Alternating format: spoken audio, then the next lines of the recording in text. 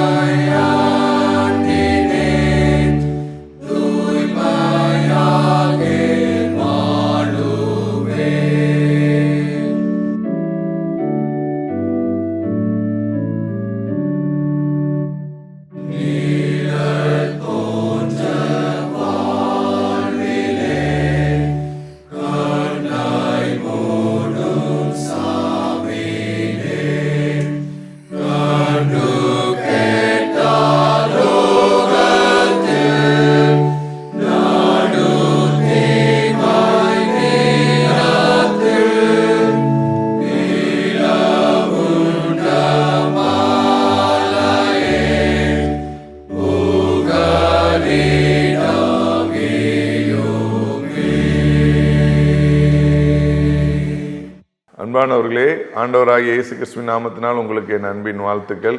இந்த காமா நிகழ்ச்சியை பார்க்கிற பிள்ளைகளுக்கு கர்த்தருடைய வாழ்த்துக்களையும் நன்றியும் தெரிவித்துக் கொள்கிறேன். இந்த மனமகிழ்ச்சி நேரத்தை பாருங்கள், அது உங்களுக்கு ஆசீர்வாதமாக இருக்கும். இது குறிப்பாக லெந்த் டேஸில் இருக்கிறதுனால சிலுவை குறித்து தியானிக்கலாம். பாருங்கள், நான் பொதுவாக நம்ம எல்லாரும் சிலுவை குறித்து இப்போ கேட்டோம் அப்படின்னாலே பைபிளில் பார்த்திங்கன்னா ஏசாமி சுமந்த சிலுவையை நம்ம தியானிப்போம்.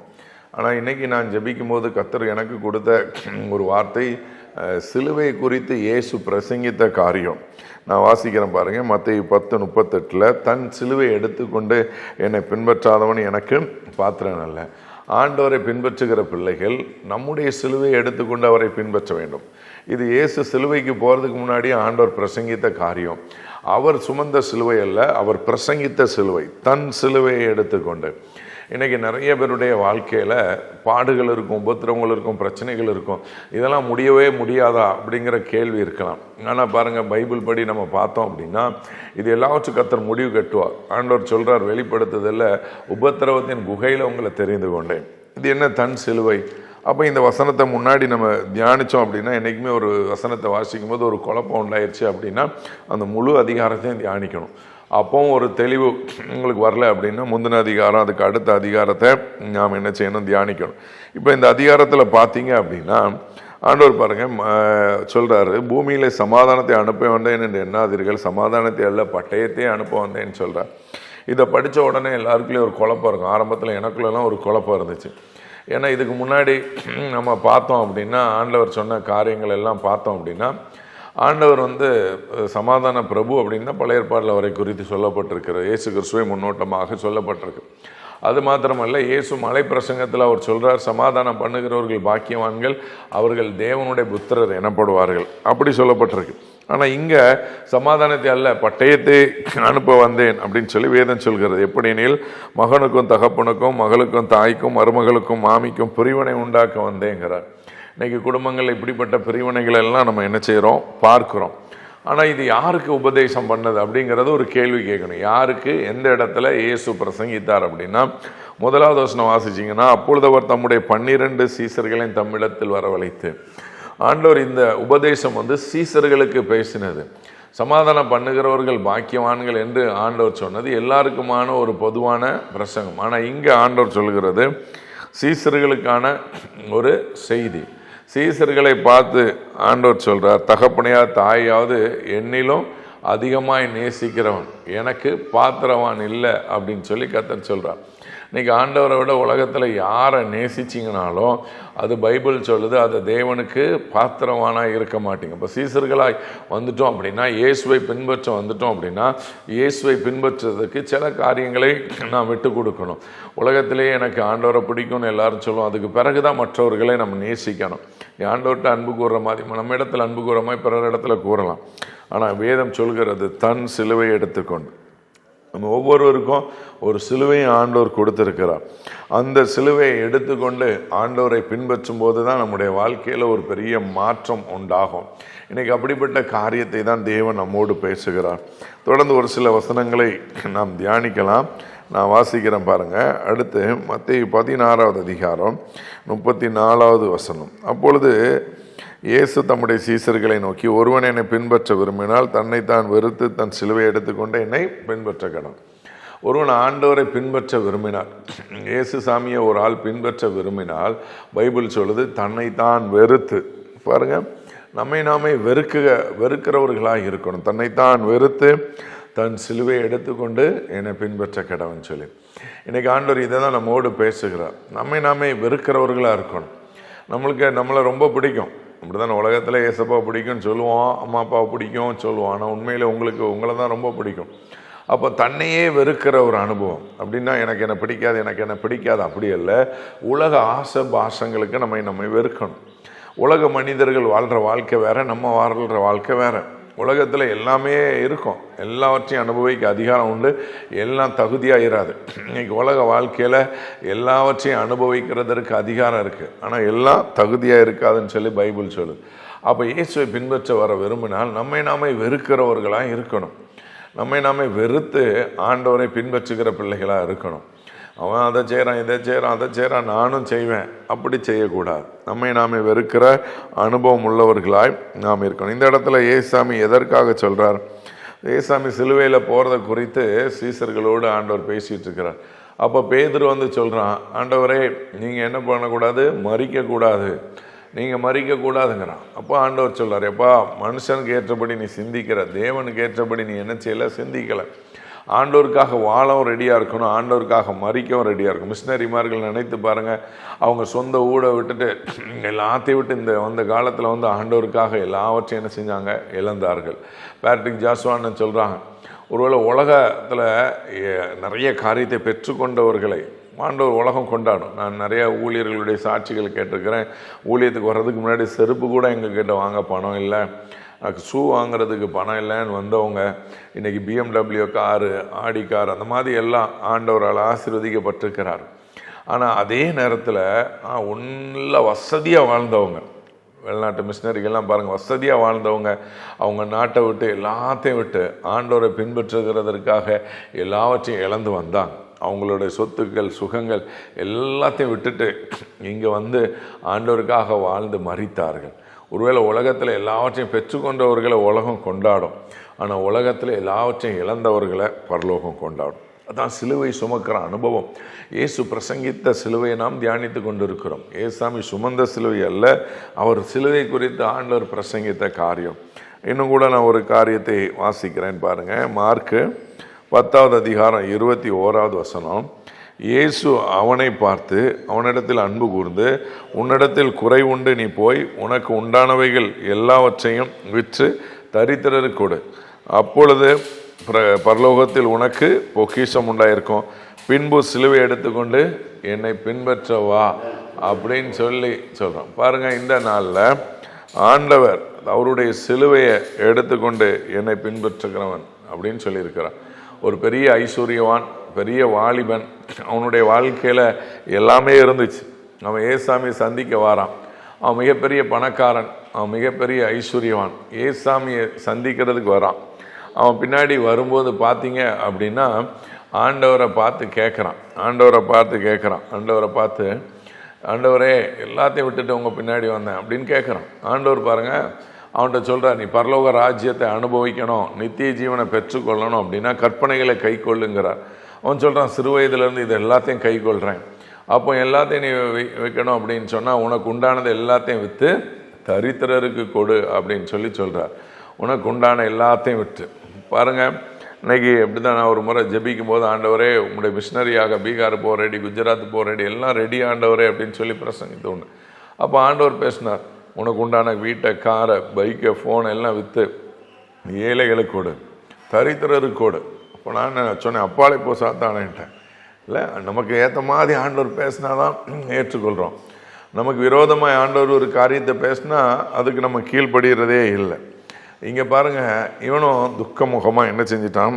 திரும்பி போயிட்டான். மிகுந்த ஆஸ்தி உள்ளவன். அதெல்லாம் பாருங்கள், ஆண்டவருடைய பாலிசி எப்படி இருக்கு பாருங்கள். இவன் மிகப்பெரிய ஐஸ்வர்யவான், மிகப்பெரிய பணக்காரன். இவன் எல்லாவற்றையும் விட்டுட்டு ஆண்டவர் பின்னாடி வந்தான் அப்படின்னா அவனுடைய வாழ்க்கையில் எல்லாவற்றையும் இழந்து போயிடுவான். அவன் ஆண்டவர் பின்னாடி வரும்போது எல்லாவற்றையும் இழந்து போயிடுவான். பாருங்கள், அப்படி இழந்து போன பிறகு அவன் தரித்திரராயிடுவான். அவன் எல்லாத்தையும் விற்று கொடுத்தா என்ன ஆவான்? அதே நேரத்தில் ஆண்டவர் பார்த்தீங்க அப்படின்னா இல்லை, இருக்கிறவன்ட்ட வாங்கி இல்லாதவன் கொடுக்குற ஒரு ஆண்டவர், நல்ல பாலிசி இல்லை. அதே ஒருவேளை இவன் துக்கமுகமாக போகாமல் ஆண்டவர் சொன்னபடி எல்லாத்தையும் ஏழைகள் கொடுத்துருந்தா என்ன ஆகிருப்பான்? பாருங்கள், வேதத்தில் வாசிக்கிறோம், யோபு அப்படி தான் என்ன செஞ்சான்? கொடுத்தான். யோபு அப்படி செஞ்ச உடனே என்ன நடந்துச்சு பாருங்கள், அவன் ரெட்டிப்பாய் எல்லாவற்றையும் பெற்றுக்கொண்டான். அதே மாதிரி சகையோடைய வாழ்க்கையை எடுத்துக்கொள்ளுங்க. சகை ஒரு கட்டத்தில் என்ன பண்ணான்? ஆண்டவர்கிட்ட ஆண்டவரே நான் வாங்கினதை எல்லாத்தையும் ஏழைகளுக்கு பாதி கொடுக்குறேன், நாளை தனியாக திரும்ப கொடுக்குறேன் அப்படின்னு சொல்லி என்ன செஞ்சான்? சொல்லலாம். அப்படி நடந்த உடனே என்னாச்சு? அவன் பார்த்தீங்க அப்படின்னா ஆண்டவர் சொல்லார், இழந்து போன தேடவன் ரட்சிக்கமே மனுஷகுமாரன் வந்திருக்கிறார். அவன் இழந்து போனதை தேடவர் ரட்சிக்கமே ஏசாமி வந்திருக்கிறார். இன்னைக்கு உங்களுடைய வாழ்க்கையில் இருக்கிற பிரச்சனைகளையும் கர்த்தர் மாற்றுகிறதற்கு வல்லமையுள்ளவராக இருக்கிறார். இன்னும் கூட ஒரு வசனத்தை வாசிக்கிறேன் பாருங்கள். லூக்கா 9:23 பாருங்கள், தன் சிலுவையை அனுதினம் எடுத்துக்கொண்டு என்னை பின்பற்ற கடவன். இன்னைக்கு இயேசு சாமியை பின்பற்ற விரும்புனீங்க அப்படின்னா அனுதினமும் சிலுவை எடுத்துக்கொண்டு என்ன செய்யணும்? பின்பற்றணும். ஒரு நாள் இல்லை, 2 நாள் இல்லை, அனுதினமும். சரி, எப்போவுமே நம்முடைய வாழ்க்கையில் ஆண்டவர் நமக்குன்னு சொல்லி வைத்திருக்கிற சிலுவையை சுமக்கிற பிள்ளைகளா நீங்களும் நானும் காணப்படணும். அனுதினம் இல்லை பாருங்கள், அனுதினம்னா டே பை டே, டெய்லி ஆண்டவரை பின்பற்றுகிறவர்களாய் நாம் இருக்க வேண்டும். அப்படி இருப்போம்னா நம்முடைய வாழ்க்கையில் ஒரு வெற்றியுள்ள ஒரு வாழ்க்கை நாம் வாழ முடியும். அதனால் அந்தந்த நாளுக்கு அதனந்தன் பாடுகள் போதும். அதனால் ஃப்யூச்சரை குறிச்செல்லாம் கவலைப்படாதீங்க. இன்றைக்கி உங்கள் வாழ்க்கையில் என்ன பாடுகள் இருக்கோ, என்ன வார்த்தைகள் இருக்கோ, அதை நீங்கள் என்ன செய்யுங்க? கேளுங்க, அதை நீங்கள் பின்பற்றுங்க. ஆண்டவர் நிச்சயமாக ஒரு ஜெயத்தை உங்களுடைய வாழ்க்கையில் என்ன செய்வார்? தருவார். அது மாத்திரமல்ல, நான் 1 கொரிந்தியர் 1ஆம் அதிகாரம் 18வது வசனத்தை வாசிக்கிறேன். சிலுவை பற்றிய உபதேசம் அது எப்படி இருக்குமா? கெட்டு போகிறவர்களுக்கு பைத்தியமாக இருக்குமா? ரட்சிக்கப்படுகிற நமக்கோ அது தேவ பலனாக இருக்கும். இப்போ சிலுவை பற்றிய உபதேசம் நிறைய கெட்டு போகிறவங்களுக்கு பைத்தியமாக இருக்குது. நிறைய பேர் இயேசுவை பின்பற்றுகிறதுக்கு யோசிக்கிறாங்க. ஏன்னா இயேசுவே சிலுவையில் அடித்து தொங்க விட்டாங்களே, இயேசு கையில் ஒரு கன்னோ, ஒரு அருவாவோ, ஒரு ஈட்டியோ இல்லை அப்படின்னு ஆக்க துருத்திக்கிட்டு அப்படின்லாம் ஆண்டவர் இருந்தார்னா அதை பார்த்து நிறைய பேர் பயந்து ஏற்றுக்கொள்வாங்க. ஆனால் ஆண்டவரை பார்த்தா சிலுவையில் அடிக்கப்பட்ட ஒரு மாதிரி பாவப்பட்ட ஒரு காரியமாக தான் ஆண்டவர் இருக்கிறார். இன்றைக்கி ஆண்டவர் நமக்கு சொல்லிக் கொடுக்குற காரியம் என்னவென்றால் பாருங்கள், சிலுவையை பற்றி அந்த உபதேசம் கெட்டு போகிறவங்களுக்கு பைத்தியமாக இருக்கும், ரட்சிக்கப்படுற நமக்கோ தேவ பலனாக இருக்கும். அது மாத்திரமல்ல, வேதம் சொல்கிறது சிலுவையில் என்ன செய்யணுமா? மறிக்கணும். பாருங்கள், நம்ம சிலுவையில் என்ன செய்யணும்? மறிக்கணும். கிறிஸ்துவுடனே கூட சிலுவையில் அறையப்பட்ட ஆயிலும் பிழைத்திருக்கேன், இனி நானல்ல, கிறிஸ்துவே எனக்குள் என்ன செய்திருக்கிறார்? பிழைத்திருக்கிறார். ஆண்டவருக்காக நாம் பிழைக்க வேண்டும் என்று கர்த்தர் விரும்புகிறார். பாருங்கள், நம்முடைய பழைய வாழ்க்கை சிலுவையில் அடிக்கப்பட வேண்டும், சிலுவையில் அடிக்கப்பட வேண்டும். பாருங்கள், பழைய வாழ்க்கைக்கு மறித்து புதிய வாழ்க்கைக்கு நம்ம என்ன செய்யணும்? பிறக்கணும். கர்த்தர் அப்படிப்பட்ட கிருபைகளை தேவன் நம்முடைய வாழ்க்கையில் தருவாராக. அப்போ சிலுவையில் அடிக்கப்பட்ட அனுபவம். நான்லாம் ரட்சிக்கப்பட்ட புதிதில் யாராவது என்கிட்ட சண்டைக்கு வந்தாங்கன்னா, பழைய மாதிரி இருந்தேன், காலேஜில் ஒன்று அப்படி பண்ணிடுவேன் இப்படி பண்ணிடுவேன்னு சொல்லி மிரட்டுவேன். ஆனால் ஒரு முறை ஒரு சாருடைய பிரசங்கத்தை நான் கேட்டுக்கொண்டு இருந்தேன். பாருங்கள், அவர் பிரசங்கிக்கும் போது சொன்ன ஒரு காரியம், அவர் ஆசிரியை சேர்ந்த ஒரு திராட்சை பழத்தோட்டம் கிறிஸ்டோபர் சார் அவர் பிரசங்கிக்கும் போது சொன்னார், இன்னும் யாரும் இப்படி மிரட்டிட்டு இருக்கிறீங்களா? நீங்கள் இன்னும் சரியாக சாகலை. இப்போ நம்ம பழைய சுவாபங்களுக்கு, பழைய பாவங்களுக்கு ஆண்டவருக்குள்ளே மறித்து உயிர் தள்ளணும்னு சொல்லி கர்த்தர் என்ன செய்கிறார்? விரும்புகிறார். கடைசியாக ஒரு வசனத்தை வாசித்து முடிக்கலாம். கொலோசியர் 2:15 பார்த்தீங்கன்னா, சிலுவையிலே வெற்றி சிறந்தார். பாருங்கள், சிலுவையில் ஆண்டவர் பேசின 7 வார்த்தையில் ஒரு முக்கியமான வார்த்தை எல்லாம் முடிந்தது என்று சொன்னார். எல்லாம் முடிந்ததுன்னா நிறைய பேருடைய வாழ்க்கையில் எல்லாம் முடிந்தது, எல்லா பிரச்சனைகள், பாவங்கள், சாபங்கள் எல்லாவற்றுக்கும் ஆண்டவர் ஒரு முடிவை கட்டினார். இன்றைக்கி அப்படிப்பட்ட முடிவு நம்முடைய வாழ்க்கையில் இருக்குமானால், நம்முடைய வாழ்க்கையில் இருக்கிற பாவங்கள், சாபங்கள் எல்லாவற்றுக்கும் ஆண்டவர் முடிவை கட்டுகிறார். என்னுடைய வாழ்க்கையில் நான் முதல்ல 7 வார்த்தை பிரசங்கிக்கும் போது போயிருக்கும்போது எல்லாம் முடிந்தது என்று தான் நான் பிரசங்கித்தேன். ஆனால் என்னுடைய வாழ்க்கையில் அதுக்கு பிறகு தான் பிரசங்க ஊழியமே ஆரம்பித்தது. இன்றைக்கு ஆயிரக்கணக்கான இடங்களில் தேவனுடைய பெரிய கிருபையினால் பிரசங்கிக்கிறதுக்கு கர்த்தர் வாய்ப்பு கொடுத்திருக்கிறார். காரணம், அன்றைக்கு முடிந்தது என்று தான் ஆரம்பித்தோம், இன்றைக்கு ஆரம்பம். இப்போ பழைய வாழ்க்கைக்கு முடிந்து புது வாழ்க்கையை ஆரம்பிக்க கர்த்தர் கிருபை கொடுத்தார். ஒரு நிமிடம் நம்ம தலைகளை தாழ்த்தி ஜெபிக்கலாம். ஆண்டவரே, இந்த செய்தியை கேட்ட பிள்ளைகளுடைய வாழ்க்கையில் அற்புதங்கள், அதிசயங்களை செய்யுங்க. தேவன் நாம மகிமைப்படட்ட, தேவன் பெரிய காரியங்களை செய்யுங்க. தேவன் ஆசீர்வதிங்க, பலப்படுத்துங்க, வழி நடத்துங்க, இரத்த கோட்டைகளை மூடிக்கொள்ளுங்க. நசரேயனாகிய இயேசு கிறிஸ்துவின் வல்லமையுள்ள அதிகாரமுள்ள நாமத்தில் ஜெபிக்கிறோம் நல்ல பிதாவே, ஆமென். ஆமென். சிலுவையை சுமங்க, இயேசுவை பின்பற்றுங்க. God bless you.